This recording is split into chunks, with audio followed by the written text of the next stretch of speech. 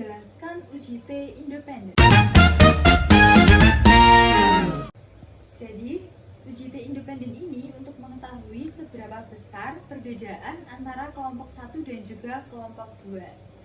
Jadi yang pertama langkah-langkahnya yaitu mengidentifikasi variabel. Di sini saya ada dua variabel, yaitu variabel X dan juga Y.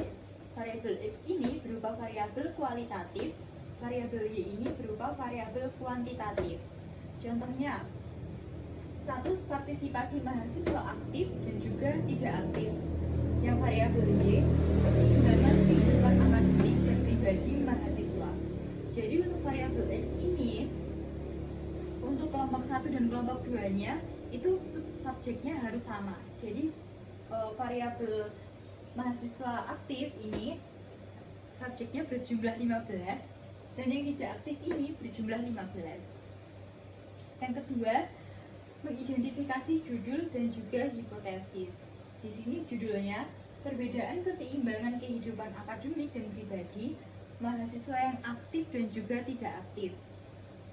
Hipotesis yang pertama, atau hipotesis 1, terdapat perbedaan keseimbangan kehidupan akademik antara mahasiswa aktif dan juga tidak aktif. Yang hipotesis 0, tidak terdapat perbedaan keseimbangan kehidupan akademik dan pribadi mahasiswa aktif dan juga tidak aktif. Baik, langkah-langkah yang selanjutnya yaitu kita akan menyusun layout data. Di sini selanjutnya kita akan menyusun layout data. Ini merupakan contoh layout data yang saya punya. Di sini ada S. S ini merupakan subjek, dan juga di sini ada mahasiswa aktif dan juga tidak aktif. Jadi subjek pertama ini mempunyai skor 16. Jadi skor 16 ini merupakan skor keseimbangan kehidupan akademik dan juga pribadi mahasiswa aktif. Begitu juga di sini subjek yang pertama ini berskor 15. Nah, selanjutnya kita akan mencari Y bar 1 dan Y bar 2 atau juga disebut MEA. Cara mencarinya yaitu kita jumlahkan, kita total semua ini mulai dari subjek 1 hingga subjek terakhir, dan juga dibagi banyaknya subjek.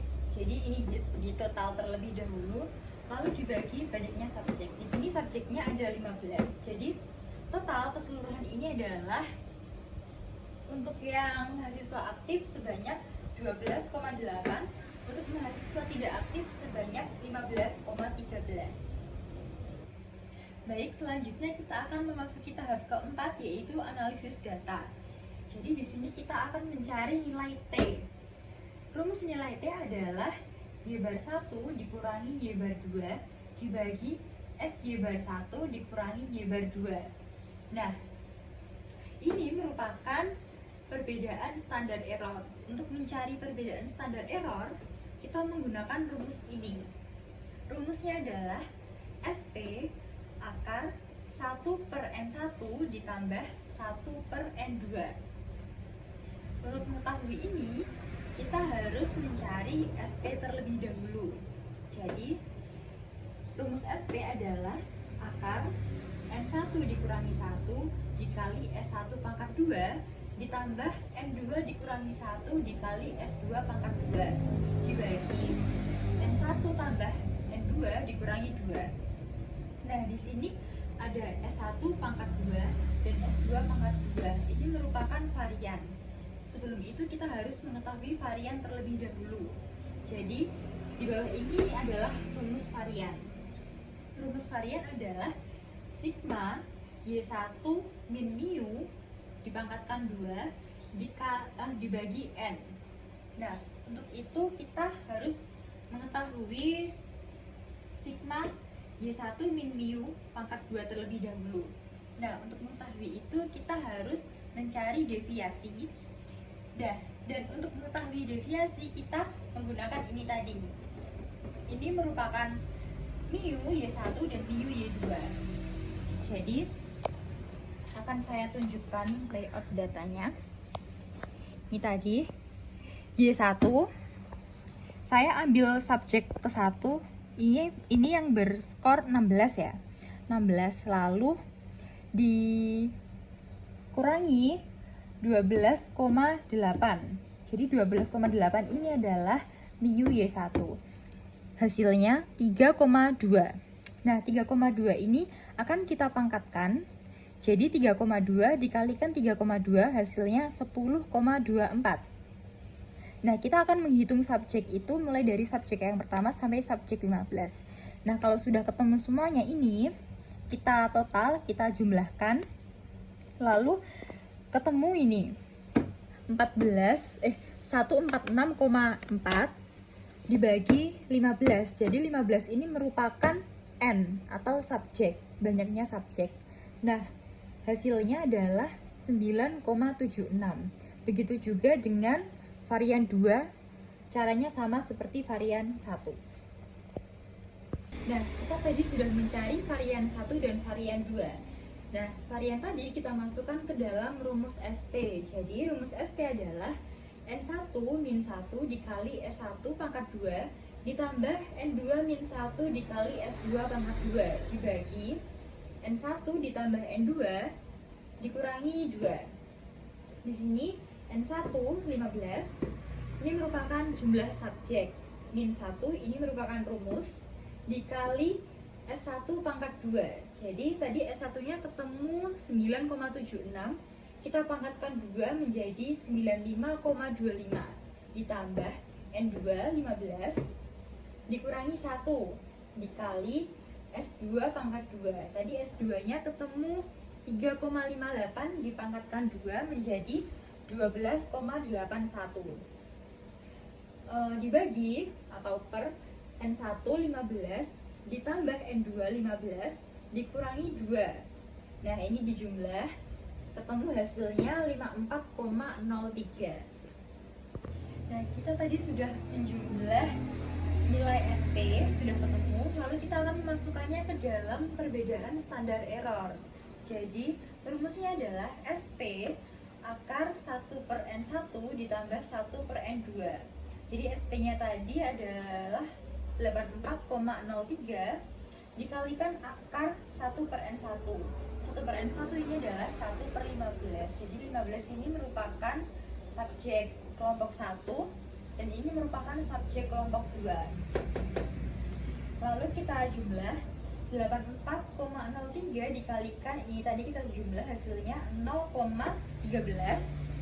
Lalu kita kalikan ini ketemu 33,27. Nah, ini merupakan hasil dari perbedaan standar error. Kita akan memasukkan ini ke dalam rumus nilai T.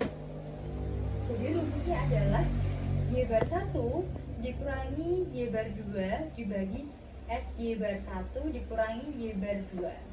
Jadi ini Y1 adalah 12,8, Y bar 2 adalah 13,13 dibagi ini tadi, ini ya kita masukkan ke sini, ketemu hasilnya minus 0,01. Jadi ini merupakan hasil dari uji T. Baik, selanjutnya kita masuk ke tahap kelima, yaitu interpretasi hipotesis. Jadi di sini ada dua ketentuan. Yang pertama, jika T hitung lebih kecil daripada T tabel, maka menolak H1 dan menerima H0 yang artinya tidak terdapat perbedaan. Namun, jika T hitungnya lebih besar daripada T tabel, maka menerima H1 dan menolak H0 yang artinya terdapat perbedaan. Di sini ada signifikasi. Ada signifikasi 5% dan juga 1% yang biasanya kita pakai. Yang 5% ini adalah 0,05, yang 1% adalah 0,01. Nah, gimana sih kita tahu T hitungnya lebih besar atau lebih kecil daripada T tabel? Kita bisa lihat di buku Gelomax halaman 760. Jadi, cara melihatnya yaitu di sini saya pakai signifikasi 5%, 0,05, yaitu ini ya. Nah, untuk urutan ke bawahnya, kita menggunakan rumus N dikurangi 2. Jadi, N 15 ditambah 15 dikurangi 2 sama dengan 28. Jadi kita lihat untuk urutan 28. Ini ya. Nah, ketemunya 1701. Jadi hasilnya menolak H1 karena T hitungnya ini lebih kecil daripada T tabel. Nah, yang artinya tidak ada perbedaan keseimbangan kehidupan akademik dan pribadi antara mahasiswa yang aktif maupun mahasiswa yang tidak aktif. Yang terakhir kita akan mencari efek size. Jadi efek size ini adalah untuk menentukan besaran sumbangan variabel X.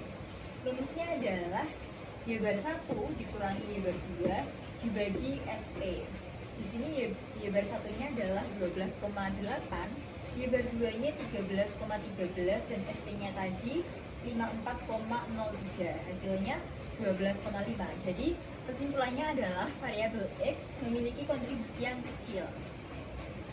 Oke, jadi itu tadi mengenai penjelasan UJT independen.